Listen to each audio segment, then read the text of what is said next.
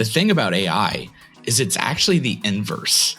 Is AI is trying to predict what is the question, not what is the answer. They're like, we got all the answers. What we're trying to start predicting in productivity and in advancement is what are the right questions.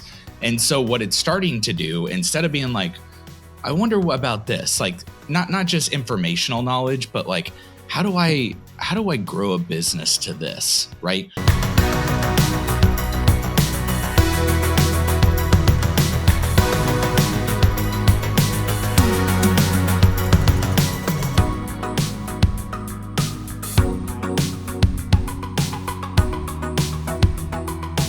Welcome back to the Culture Based Podcast. I'm Dustin. He's Blake. We are so glad to be with you. It is officially 2025, and we are ready to tackle this year, make it the best year ever. Today, we're going to kick right in to the big elephant in the room. His name is Al. Nope, his name is AI. That's what I meant to say. Sometimes the I looks like an L. You know what I mean? Depends on if you're using the serif font or not. Either way. Sorry, I'm a font nerd, but I know what font is. Yeah, I'm not a font man, but I know I'm not a smart man, but I know what font is. It's going to be a good year when Forrest Gump comes out in the first 30 seconds of the episode.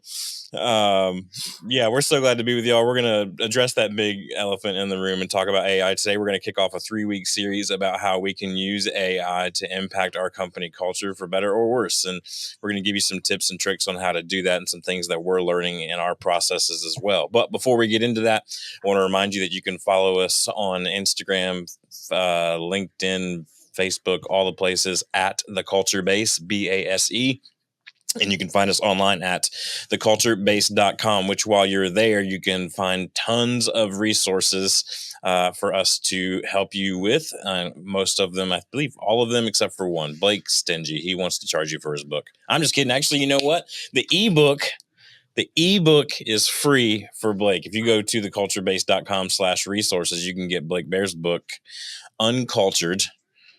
Ebook absolutely free. Only thing it'll cost you is your email address, and yes, we will email you, but you get a free book out of it. So you know what I mean. Also, while you're there, we released our own ebook as well, the Scalability Playbook. This is proven methods for building high performance teams. Get your free copy at theculturebase.com/resources.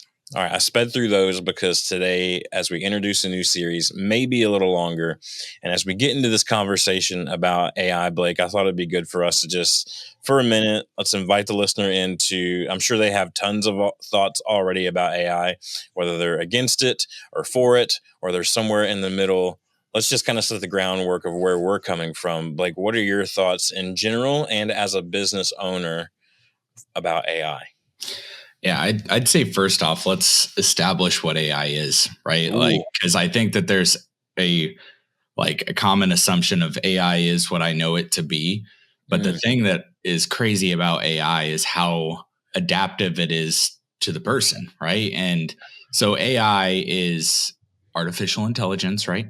That's what it stands for. That's what it stands for. There was part of me that was like, I think it's artificial intelligence.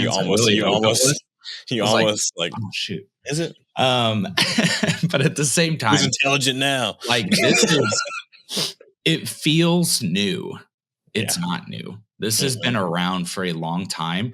And some of the craziness about AI is nobody knows where it came from. Like AI it, Google it, like start looking into it. There is a lot of controversy about where AI actually came from. And it's been adaptive. So, yes, there are certain aspects of AI that are scary. There are certain aspects of AI that are dangerous. There's certain aspects of AI that are helpful and compounding your time ability. Like there are a lot of good and bad things, just like anything. Just like absolutely almost anything. And I think the thing that happens with AI is we get scared of the scary things and they cause us to not be able to see the other things. Okay. So some of the big tools that we hear about on AI are like ChatGPT. That's almost become the Google verb. and for AI rather. And Claude is one that's hitting the scene that's pretty neat. But all of these have the ability to speed up what you're doing, to help you with new ideas, to fill in the gaps. Like, that's what I think about AI so much, is it's filling in the gaps. It's like it has all this knowledge that everybody has, and it can fill in the gaps where you're missing the gaps. So, yeah, I want to say at this point in time, I see it as an idea and a platform in a lot of ways. It has the ability to just compound your natural, unique ability. But Dustin, what are your thoughts? Yeah, I think there's in a lot of ways, people say like the world before the internet and after the internet. And I think really what they mean, if you get a little bit more micro on that, is the world before Google or knowledge at our fingertips. Versus, like you think about, there used to be people who sold sets of encyclopedias door to door. That doesn't happen anymore because we have encyclopedias in our back pocket. We can reach in our phone and just type something into Google. So for me, I approach AI no differently than I would Google. And as you probably noticed, if you use Google, which I think almost everybody who has internet access uses it, even Google is saying, like, I think I understand what you're asking for here. Let's just cut to the chase and get you the real info that you want. It's a time-saving mechanism. And as a business leader, if you can save me time and it doesn't reduce my performance, I'm all ears, right? A couple of interesting things that I've heard about AI that I'm starting to adapt a little bit. One's funny and one of them's a little bit more serious. There's a comedian, John Reap. He's from North Carolina. He always talks about he's from Hickory. I'm from Hickory. John Reap talks about how artificial intelligence, like Blake said, has been around for longer than you know it, because all of his intelligence is artificial as well. So I was like, that's pretty good. And then artist Jeremy Cowart, he released a whole thing where he's, it's interesting in the art world, which is where I serve a lot with creatives. It's interesting in the art world where creatives are just kind of keeping AI at arm's reach, especially physical, like visual artists and people like that, because there's, all the different things coming out where things can just be made from a prompt and it's not real art and it's all computer generated. I mean, let's be honest, a lot of our art these days is computer generated. The songs we listen to, the graphics we see on billboards, it's computer generated. No one's hand drawing a lot of this stuff. They might at some point during the process, but they're not. But Jeremy talks about actual intelligence as his acronym for AI now. He's got like t-shirts that say actual intelligence on it and stuff like that. And I like what he's getting at here, because Jeremy uses AI too, the artificial kind. What I like what he's getting at, because what he's saying with actual intelligence, it says, let's not go so far that we lose the muscle of our brain that gets us to problem solve and to think about things. And honestly, personally, for me, like, that's been a struggle. Like, sometimes I just, instead of me just like sitting and wrestling with a thought or an idea for a minute, I just go, I'll just ask AI. Yeah. And they'll give me the answer, which I think is probably the same tendency that happened when Google first came out, or when the internet first happened, right? Everybody's like, I just Google it, right? But now we're understanding the long-term effects of that, and we say, you know what? Yes, let's Google it. But in our family, for example, like my kids love to ask Alexa, which she'll probably turn on now that I whispered her name. I'll call her A. They love to ask A. I don't want her to turn on in the middle of this episode. Yes, you rang. They love to ask her for anything. What's this mean? What's that mean? Or whatever. And they'll ask us too. And if we say, look it up, then they'll go ask her. And we're like, no. Go look it up. Yeah.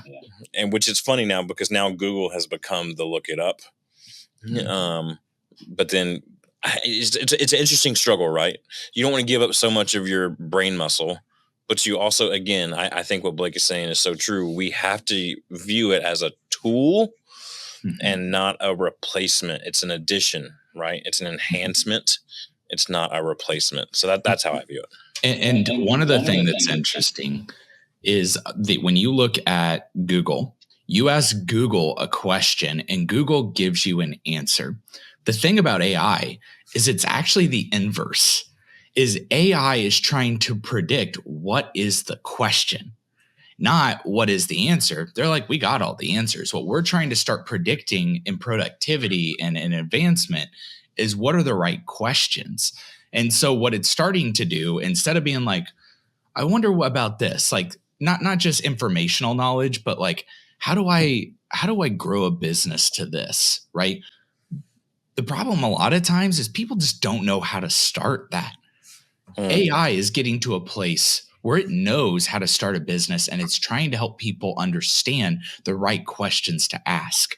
And so that's why, like, if you ask a question in AI, a lot of times it'll be like, do you want to ask one of these questions? Like, Right. it's building out, like, that's how the modeling system works in AI, which is crazy. So it's backwards, it's different. Yes, you can ask it questions. Yes, it'll give you answers, but it's going to go further than that. And I think that's honestly, one of the greatest things about AI is I think it's going to help us start thinking differently. Um, it does have a tendency to take away from creativity or problem solving, because we're going to just start trusting it over our own brains. And that's that line. But we're adults. Okay. Yeah, let's be And we got grown-ups. to start stepping into a place where we still have ownership to determine I need to work certain muscles in my brain so that I don't become completely dependent on it. Because the other problem with AI is who's putting into it. Right. Is everyone putting into it true, correct, accurate? And it's just Wikipedia. Right. Exactly. There's a lot of inputs. And if we don't have a little bit of hesitancy there, then we're believing blindly. So we got to be a little careful there. Right. So today specifically, now that we've kind of stated kind of this is where we're coming from on the AI, and everybody can kind of calm down a little bit, and we're not saying AI, chat bots are replacing all of your top C-level executives and your mid-level managers and all this other stuff. Today specifically, we're talking about employee development. This is our amplify. If you look at our anything that we've put out before, falls into one of three categories. We're going to clarify what you do, and then we're going to identify who you need to have on the bus, essentially, with identify the key players, the A players, as we say, and then you need to amplify that, right? How do you grow, develop, retain, all that type of stuff with your best team members and the culture that you're developing there. So today's really going to lean heavily on the amplify portion when we're talking about employee development and how we can use it to personalize the learning experiences of our team. So let's paint the picture real clear here and get into the problem.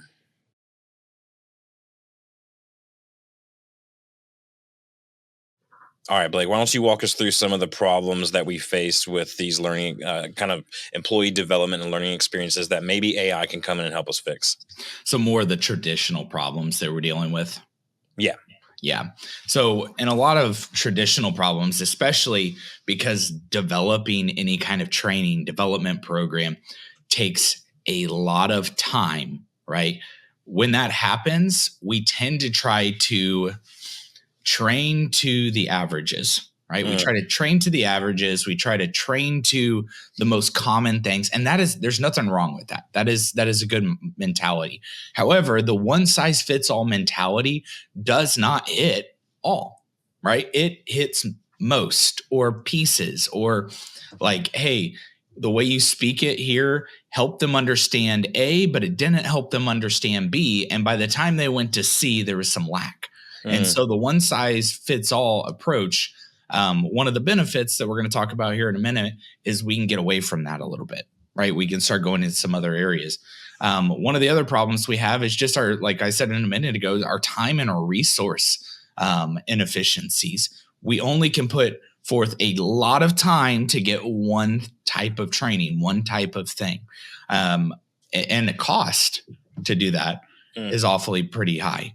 Or often pretty tight, right? Like, so we've got all that time is money, all that money is being put into one idea. We often have a struggle to identify the true skill gaps. And a lot of times, especially in team member to team member, your skill gaps tend to be ones that are gut check skill gaps. They're usually reactive. You only see these skill gaps when someone screws something up. And you're like, oh, yeah, I don't think they got that. We should probably train on this. Well, a lot of newer ways to use AI are going to help with that advancement to where you're going to see skill gaps a little quicker. You know, my daughters well, all my kids are homeschooled and my daughters do math online. And one of the things that it does is it identifies the areas they're weakest and it adjusts and changes. And the next question isn't the question. Like if you got 25 questions, it's like 1, 2, they didn't understand that. 6, 7, there they got it. 9, 10, 11. You know what I'm saying? Like it sees those gaps and starts helping train to the gaps instead of, well, you got a 31 out of 35. Good job. And then nothing, right? Like a lot of today, it's just very, you get what you get. Right. Maintain engagement and learning. When you have the one size fits all aspect, you say it. Did they get it? I don't know, but that was the teaching style we have. Right. And this is, I'm real passionate about this one. There are like 16 different learning styles. How many can you think of when we go to even modern school? Yeah. 1 or 2. And that becomes a challenge in today's, how do we start training the next generations in the workforce? Right. Because chances are we're only going to do what we remember we did. And I'm going to write a book. I'm going to expect them to read that book. And then I'm going to ask them why they're not doing it correctly. Well, what? Like we missed a whole 10 steps that they needed. Are they tactical learners? Are they step-by-step learners? Are they audio-based learners? Like everyone's different and we got to respect that. And we can't respect that as a person. But adaptive learning can help with that, right? And that's going to allow us to scale correctly. And right now, scaling, I mean, first off, if you have someone just in true development for your team, you're already leagues ahead. But now that one person, we're still being held back in a scalable way because that one person or even a small team is only that one person or a small team. Yeah. And so that's where I think we need to kind of start leaning in here. And Dustin, why don't you take us on into the solution of how to make these things happen? Yep.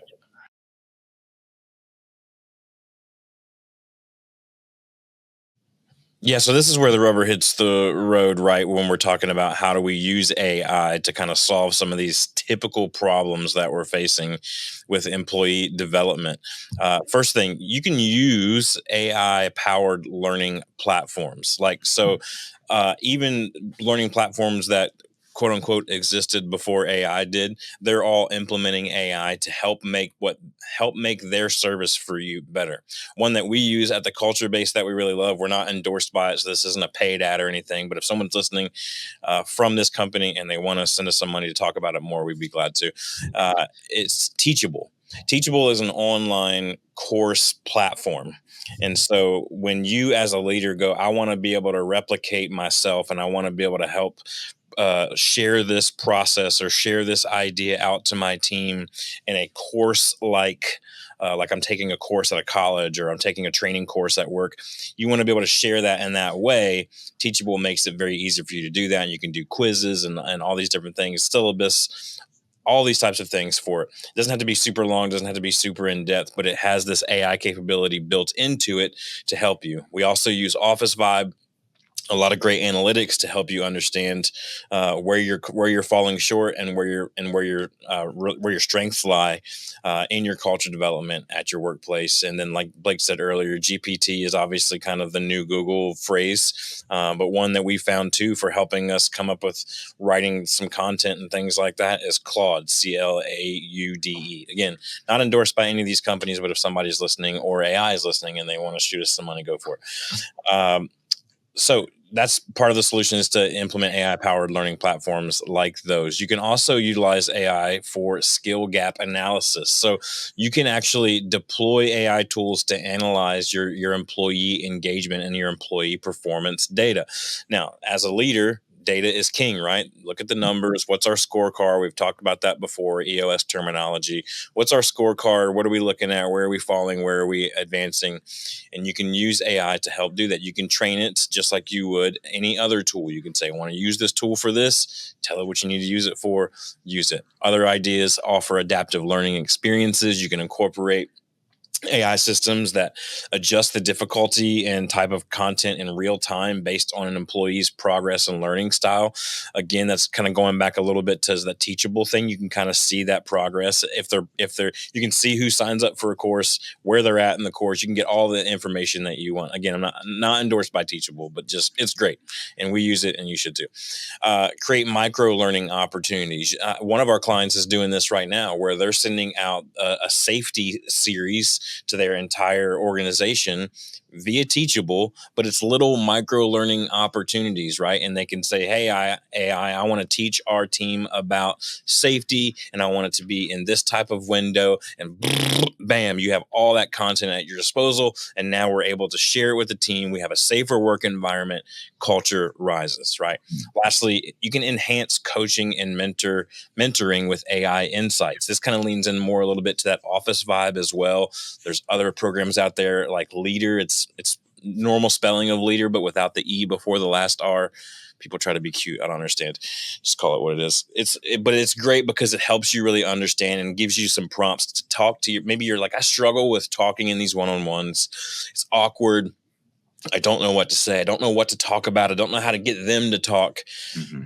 There's programs like Office Vibe or Leader that can help you understand and help you come up with some new ideas of how to be able to do that, get out of the box. It's no different than if you were to fly across the country or across the world and go to a seminar and listen to somebody talk about it. Think about all the time and the money that you spend doing that, but instead you can have that at your fingertips with AI. Now, I'm not saying you shouldn't fly across the country or the world and go learn from those things. You should, but this is a supplement if you can't afford that in this season of life to be able to do that. Any other solutions that you would offer, like before we get into the action steps? Nope. Perfect. Let's get into it.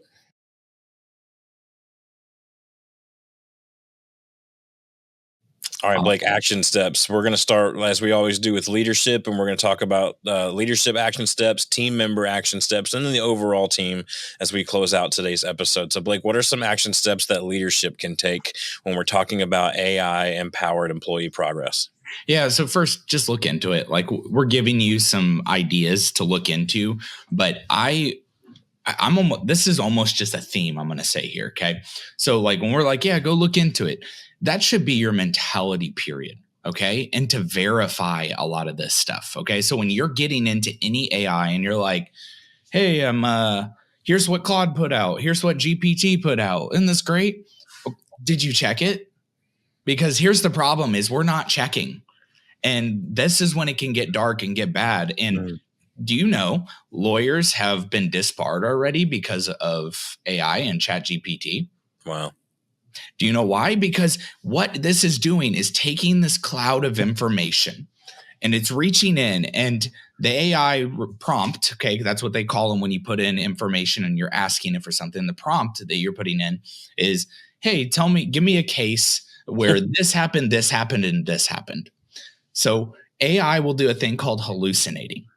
Okay. And it's just like what we do when a human hallucinates. They see things, they grab things that aren't there, aren't really real, but the idea of what's happening is real.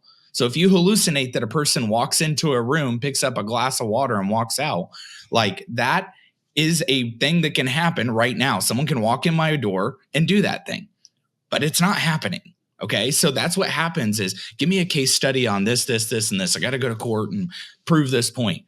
And then they get it with a real judge named, a real event that happened, but only real that three parts of that event happened at different times and in different cases. And then the outcome was an outcome, but not of that said thing. So it grabbed all these things and people are getting disbarred. Yeah. Okay. So AI can hallucinate. I would, anytime you ask it and you're doing, like you can even go in and ask AI, hey, give me the best research tools for learning platforms. And it's going to pop some out. I would almost always ask for backlinks, ask it to give you the link of the thing that it's proving. And then do some studying. And you're like, man, that sounds like it takes a lot of time. Okay. Anytime you're on research and you're doing something that you need to have absolute accuracy, so what? So what? It takes time. You didn't have to develop the whole case and write a whole bunch of things out.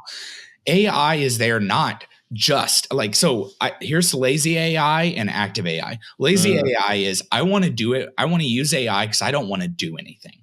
Okay. Active AI, I'm going to use AI because I want to do so much more. That's what we're using AI for. But that does mean you need to validate and check on these things. So that's the first part. I think you got to research it healthily. Okay. Yeah. And you got to make sure it's accurate. And then if it gives you backlinks, don't be assumptive and be like, well, it gave me backlinks. I don't need to check them. Yes, you do, because it hallucinates. It's a liar. Okay. And it doesn't even know it's a liar. So we gotta just look into it a little better. Yeah. We got to set clear development goals. So if you're going to get in here and you're going to jump into AI with your team and like with this leadership and development, then you got to have the clear goals. Otherwise, you're going to let AI come up with your goals for you. And that's okay sometimes to help spark, but this is your organization. This is your team's growth. That's your responsibility. Then take ownership of those goals and what that looks like. And then just investing in the data analytics. Verify the data that you get out of stuff, but listen to the data. The best part of all of this with business insight analytics and stuff like that is it's telling you content. It's telling you things. You be the creative one to say what those things mean.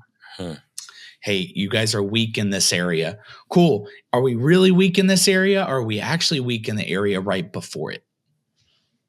Okay, well, you've got to be the creative one to dig into that a little bit. So that's what I would say action steps are for leadership. Yeah. So for team members, something that you can start doing is providing feedback on training needs. So do you need training on AI in order to properly use it within your company? Do you need help understanding the type of prompts that you should be using? Ask for that type of help. Begin to have the conversations and engage with the existing learning resources that you have.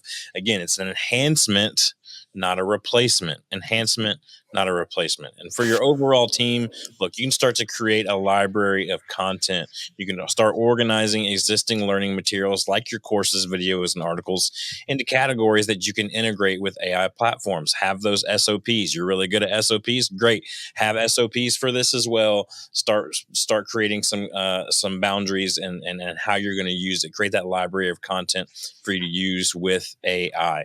You can launch a small scale AI trial. You can just roll out an AI powered development tool with a small group of employees or departments to test its effectiveness and gather insights before you go larger. So it's just like anything else you do, right? You start small, you do a little beta test, you roll out. Try it in these little areas. It may not be for you. It may not be for your industry. It may not be for your team, whatever. But just if you're not willing to try and you're not willing to adapt, you're going to die, right? It's adapt or die. So this is an opportunity for you to start leaning in to the adapt. And lastly, I think AI, what I love about it the most is that it promotes a culture of learning. And so be that example to your team, no matter where you're at in the organization, whether you're bottom of the org chart or top of the org chart, be the example of learning and growing. This is an opportunity for you to learn and grow as individuals, together as a team, and overall as a company. So lean in and grow and promote that learning. Any final thoughts on this topic before we close out today?